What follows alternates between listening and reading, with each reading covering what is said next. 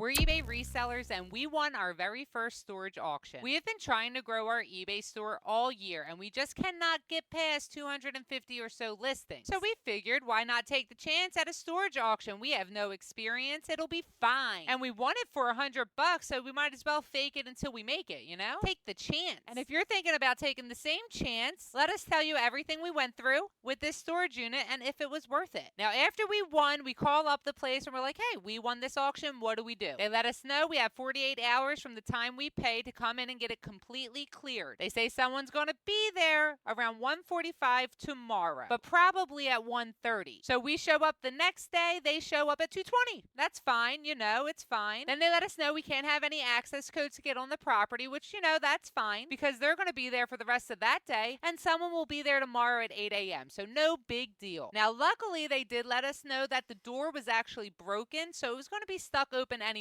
So that was like, all right, who cares about an access key anyway? So he brings us to the locker. He forgets the code. So he has to leave. He goes, gets the code. He comes back, realized he got the wrong code for the wrong locker. So he left again to go get the code again. Then he came back, and that time was success. And after we struggled to get the door open, we realized that 10 by 5 is a lot bigger than it seems, especially when it's stacked to the ceiling. But that's fine. You know why? Because we have a can-do attitude and a plan of attack. Before we even went down, we made sure to look up local thrift stores that we would be able to donate to. There was 2 Goodwills and a Restore, Habitat for Humanity. Because obviously we're not keeping everything. We're not trying to venture into a lot of new categories that we're not comfortable with while we're already doing something we're not comfortable with. But we also knew that as much trash as there would be good items that we didn't want to throw away, that someone else could have. And also, this place is over an hour away from us drive time. So the more we could donate instead of trash, the less we would have to bring back to our neck of the woods. Now, as soon as we opened it, we could identify a few things that we were interested in. One was the fire alarm panel that we already told you guys about. And not only did we find this one and the other one that was in another box, we found like 8 more that were not in boxes. So that's amazing. We're definitely going to be listing those as is for parts because we have no idea.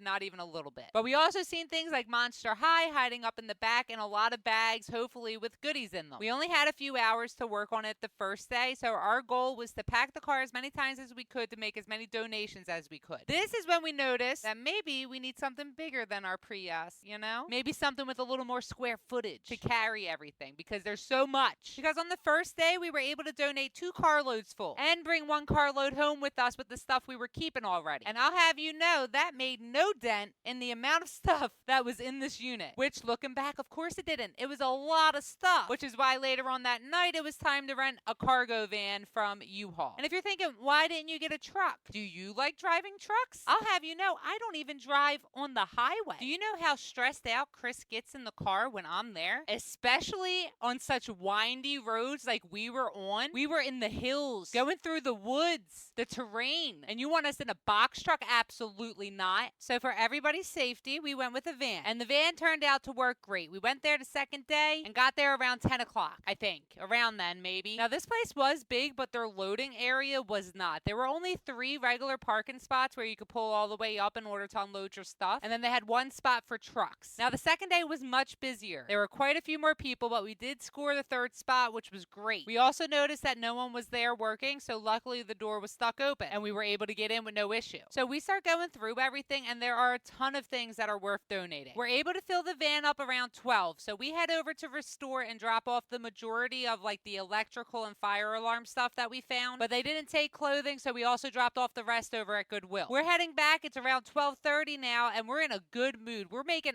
excellent timing. We get back to the facility, and guess what? They've been working on the door that lets you into the facility, specifically to the loading bay. Again, they don't give us access codes. We're not allowed to have access codes, but even if we could, the door's broken. Now it's broken shut down, though. Now you can't go in that way. So our only choice to unload everything, which at this point, the unit is 75% full still. The only way we can load up this van is by parking in the truck bay. If you've never been to the truck bay, there is about like a 4-foot drop. So that way, when you back your truck up, you can put the ramp there and roll things back and forth. Well, guess what? A van doesn't have a ramp. It's a van. And then on top of that, the area where you would normally park your car again, which is right next to the truck bay, it's divided by a wall, okay? But they're right next to each other. There's no way to just roll the dolly down. It's a foot drop from just the ledge of the sidewalk and no ramps. No ramps. So you know what that means? We would have to put it on a dolly from the unit, go downstairs,